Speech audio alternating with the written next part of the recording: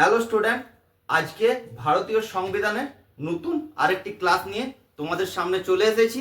ঠিক আছে, ক্লাসটা তোমরা দেখো। ঠিক আছে, লাস্ট ক্লাসে আমি তোমাদেরকে পড়িয়েছিলাম যে পার্ট 1।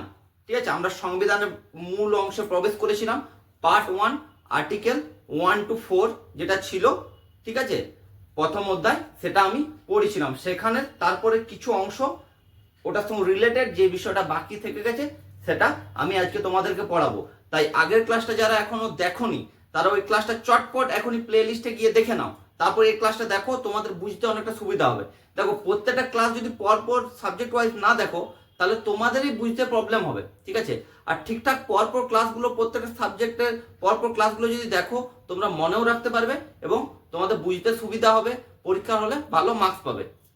এরপর দেখো, তাহলে আজকে যেটা আমার আলোচনার বিষয় সেটা হচ্ছে রাজ্য ও কেন্দ্রশাসিত অঞ্চলগুলির উদ্ভাবন।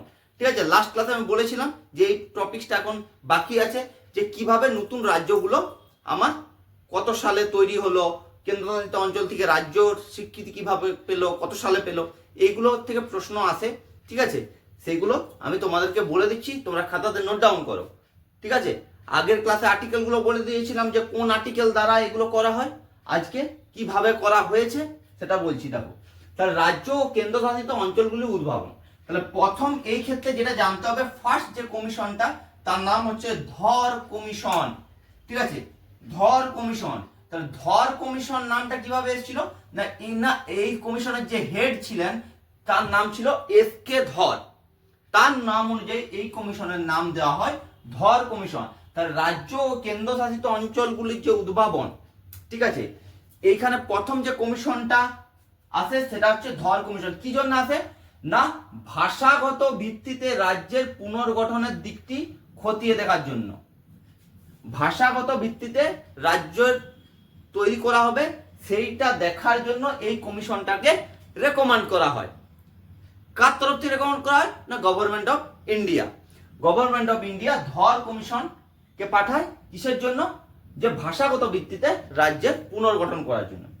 তারপর ধর কমিশন তার রিপোর্টে দেয় যে ভাষাগত ভিত্তিতে রাজ্য পুনর্গঠনের মর্যাদা দিতে অস্বীকার করে। ধর কমিশন বলে যে ভাষাগত ভিত্তিতে রাজ্যকে পুনর্গঠন করা যাবে না। ক্লিয়ার, বোঝা গেছে? তাহলে ধর কমিশনের ফেলিওরের পর নতুন একটি কমিটি তৈরি করা হয়, তার নাম হচ্ছে জেভিপি কমিটি। এই জেভিপি কমিটিতে 3 জন মেম্বার ছিলেন, তাদের নাম অনুযায়ী জেভিপি কমিটি। কে কে সেই 3 জন? সেই 3 জনের নাম হচ্ছে যে পণ্ডিত জওহরলাল নেহেরু, বল্লভ ভাই প্যাটেল এবং পট্টবি সীতারামাইয়া। ঠিক আছে, এদের 3 জনের নাম অনুযায়ী জেভিপি কমিটি কখন তৈরি হয়? 1948 সালে জয়পুর অধিবেশন। কার অধিবেশন? কংগ্রেসের অধিবেশন জয়পুরে। ঠিক আছে, এই জেভিপি কমিটি গঠিত হয় এবং এই জেভিপি কমিটি ঠিক ধর কমিশনের মতোই ভাষাগত ভিত্তিতে রাজ্য পুনর্গঠনকে মর্যাদা দেয়নি।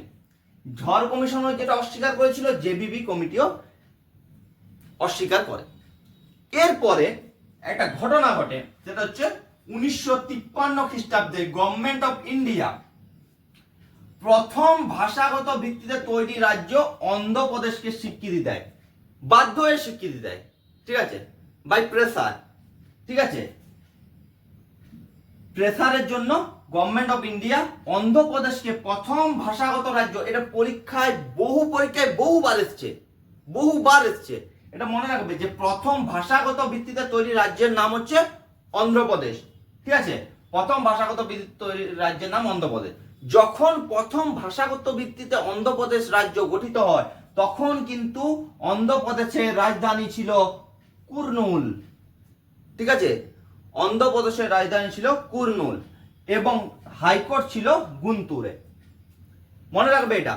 ঠিক আছে, তখন কিন্তু অন্ধ্রপ্রদেশের রাজধানী হায়দ্রাবাদ ছিল না, কি ছিল? কুর্নুল। পরীক্ষায় প্রশ্ন যদি ঘুরিয়ে আসে এইভাবে আসবে যে যখন অন্ধ্রপ্রদেশ রাজ্য প্রথম ভাষাগত ভিত্তিতে তৈরি রাজ্য হিসাবে গঠিত হয় তখন তার রাজধানী কি ছিল? হায়দ্রাবাদ অপশনে থাকবে, অমরাবতী অপশনে থাকবে, আর কুর্নুলও থাকবে। উত্তর কিন্তু হবে কুর্নুল।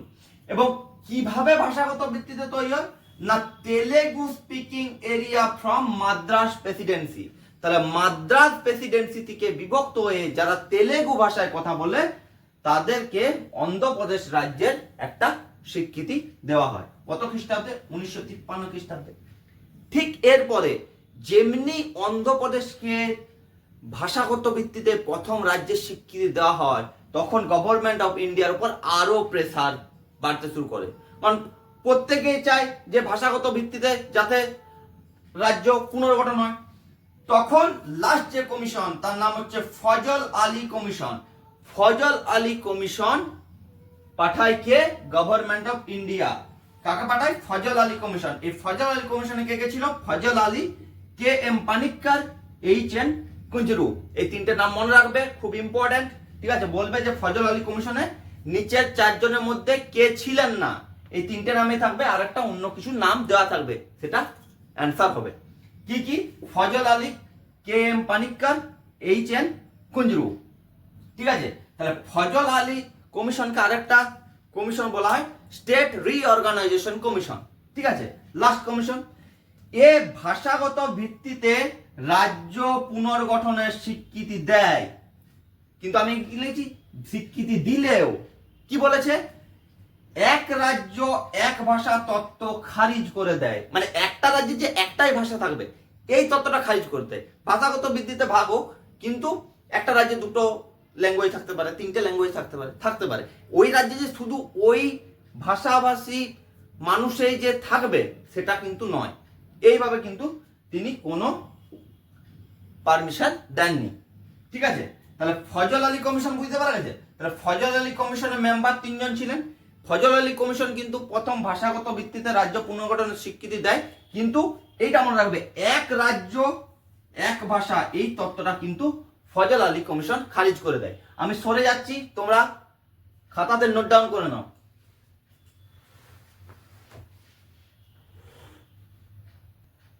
তাহলে এরপরে রাজ্যগুলো কত সালে কি ভাবে গঠিত হলো, কোন রাজ্য থেকে ভেঙে কোন রাজ্য তৈরি হলো, যে যে ইম্পর্টেন্ট জায়গাগুলো আছে সেইগুলো আমি তোমাদেরকে বলে দেব। খাতায় নোট ডাউন করো, প্রশ্ন এখান থেকে আসবে। দেখো, 1 নভেম্বর 1956 খ্রিস্টাব্দে, মানে ফজল আলী কমিশনের পর, 14টি রাজ্য এবং 6টি কেন্দ্রশাসিত অঞ্চল তৈরি হয়। তাহলে প্রথমে 14টি রাজ্য ছিল এবং 6টি কেন্দ্রশাসিত অঞ্চল ছিল। এরপর দেখো, 1956 খ্রিস্টাব্দে কেরালা ও কর্ণাটক তৈরি হয়। ঠিক আছে, এটা কর্ণাটক নাম কিন্তু তখন ছিল না। ঠিক আছে, কর্ণাটক নাম ছিল না, তখন কি নাম ছিল? মহীশূর ছিল। ঠিক আছে, মহীশূর ছিল। ঠিক আছে, 1960 খ্রিস্টাব্দে গুজরাট এবং মহারাষ্ট্র তৈরি হয়। কোথা কিটা ভেঙে? না, বোম্বে প্রেসিডেন্সি দুটি ভাগে ভেঙে গুজরাট এবং মহারাষ্ট্র এই দুটো রাজ্য তৈরি হয়। কোথাতে ভাঙছে এই জিনিসটা কিন্তু মনে রাখবে, এটা কিন্তু আমি এখানে লিখিনি, তোমরা খাতায় নোট ডাউন করে আমি মুখে বলে দিচ্ছি। 1963 খ্রিস্টাব্দে নাগাল্যান্ড হয়েছে।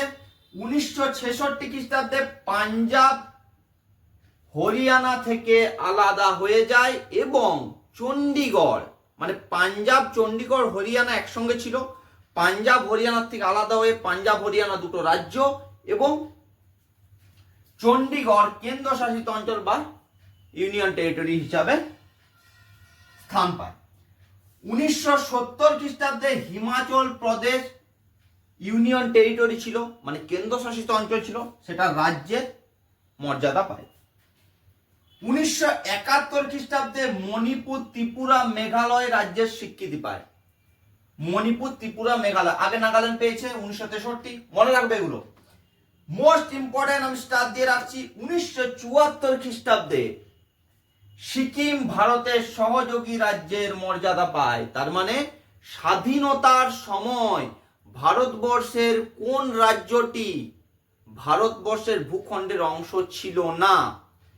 তার উত্তর হবে সিকিম।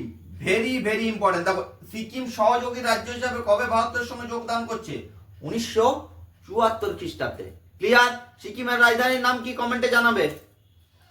আচ্ছা, 1975 সালে পূর্ণ রাজ্যের মর্যাদা পায়। তাহলে তারপরে 1 বছর পরে সিকিম পূর্ণ রাজ্যের মর্যাদা পায়। এবং এইটা পরে পরীক্ষায় যে কত নাম্বার অ্যামেন্ডমেন্ট অ্যাক্ট বা কত নাম্বার সংবিধান সংশোধন, সেটা হচ্ছে 36তম সংবিধান সংশোধনের মাধ্যমে। ক্লিয়ার? বোঝা গেছে? এরপর বাকিটা দেখো। 1986 খ্রিস্টাব্দে মিজোরাম এবং অরুণাচল প্রদেশ দুটি রাজ্য স্বীকৃতি পায়। 1987 খ্রিস্টাব্দে গোয়া রাজ্যের স্বীকৃতি পায় এবং দমন ও দিউ ইউনিয়ন টেরিটরি স্বীকৃতি পায় বা কেন্দ্রশাসিত অঞ্চল। তার মানে গোয়াটা রাজ্য হয়ে যায় এবং দমন দিউটা শুধু থেকে যায় কেন্দ্রশাসিত অঞ্চল হিসাবে। এরপর 2000 খ্রিস্টাব্দে তিনটি রাজ্য তৈরি হয় নতুন। ছত্তিশগড় কোথা থেকে ভেঙে? মধ্যপ্রদেশ থেকে। উত্তরাখণ্ড কোথা থেকে? উত্তরপ্রদেশ থেকে ভেঙে। ঝাড়খণ্ড বিহার থেকে ভেঙে তৈরি হয়। ক্লিয়ার? এরপর 2014 সালে, এগুলো লেটেস্ট দিকগুলো এবার আসছি, তেলেঙ্গানা তৈরি হয় কোথা থেকে? অন্ধ্রপ্রদেশ থেকে। অন্ধ্রপ্রদেশ থেকে ভেঙে তেলেঙ্গানা তৈরি হয়। ঠিক আছে? তেলেঙ্গানার রাজধানী কিন্তু এখন হায়দ্রাবাদ এবং অন্ধ্রপ্রদেশের রাজধানী অমরাবতী। লেটেস্ট দুটো ডেটা আমি অ্যাড করে দিয়েছি, সেটা হচ্ছে 2019 সালে জম্মু কাশ্মীর ও লাদাখ কেন্দ্রশাসিত অঞ্চল তৈরি হয়। আগে কি ছিল? জম্মু কাশ্মীর রাজ্য ছিল, সেটা 2019 সালে জম্মু কাশ্মীরকে ভেঙে জম্মু কাশ্মীর ও লাদাখ দুটো ইউনিয়ন টেরিটরি বা দুটো কেন্দ্রশাসিত অঞ্চলে পরিবর্তিত হয়। রাজ্য আর নেই, দুটো কেন্দ্রশাসিত অঞ্চল তৈরি করা হয়েছে। আর 2020 সালে, এটা ইম্পর্টেন্ট, এটা হচ্ছে দমন দিউ ও দাদরা নগর হাভেলি এই দুটো মার্জ হয়ে যায়। আগের ক্লাসে আমি বলেছি, ঠিক আছে, যে আর্টিকেল 3-তে মার্জও করা যায় আবার ভাঙাও যায়। আর্টিকেল 3 মনে করে দেখো, তাহলে দমন দিউ এবং দাদরা নগর হাভেলিকে মার্জ করে একটা ইউনিয়ন টেরিটরিতে পরিণত করা হয় বা একটাই কেন্দ্রশাসিত অঞ্চলে পরিণত করা হয়। আগে দুটো কেন্দ্রশাসিত অঞ্চল ছিল। ক্লিয়ার? বুঝতে পারা গেছে? কমেন্টে তোমরা জানাবে বর্তমানে ভারতবর্ষে কটি রাজ্য এবং কটি কেন্দ্রশাসিত অঞ্চল আছে। এটা কিন্তু কমেন্টে মাস্ট জানাবে। আমি বলে দিলাম কিভাবে তৈরি হলো, আশা করি বুঝতে পেরে গেছো। আমি সরে যাচ্ছি, লিখে নাও। তাহলে আজকের ক্লাস কেমন লাগলো কমেন্টে জানাবে, লাইক দিয়ে জানাবে। ঠিক আছে? ক্লাস ভালো লাগলে যারা এখনো সাবস্ক্রাইব করোনি তারা চ্যানেলটা সাবস্ক্রাইব করে দেবে। আর সকলে তোমরা বন্ধুদের মাঝে আমার এই ক্লাসটা শেয়ার করে দেবে, যাতে সকলে এই ক্লাসটা দেখতে পায়। ঠিক আছে?